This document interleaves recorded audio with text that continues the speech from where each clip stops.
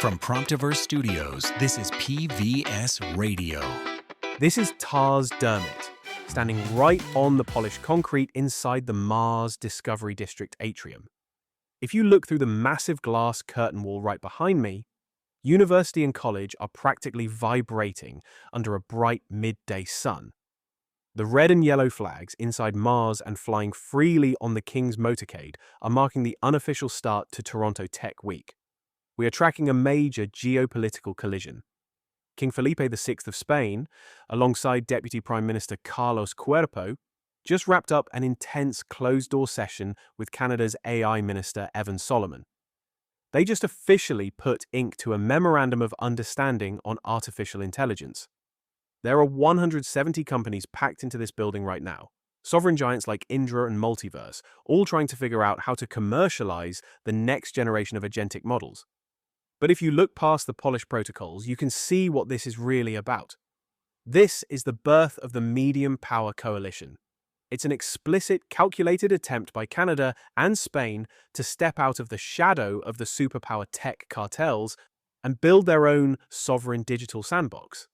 It's the fifth layer architecture, executing at the highest level. It's an impressive playbook. But as this delegation moves toward their lunch with Canadian venture capitalists, they are crossing the exact same tiles where the real world has to live. Because while Minister Solomon and the King are engineering the rules of state infrastructure, none of these executive documents can answer the deeper threshold hanging over Toronto Tech Week. They can manage the cyber risks and the commercial pipelines, sure, but they can't engineer human belonging. Next week, PvS correspondents will be fully embedded across every stage of Toronto Tech Week. We'll be bringing you the hallway talk, the side room realities, and the unfiltered dispatches.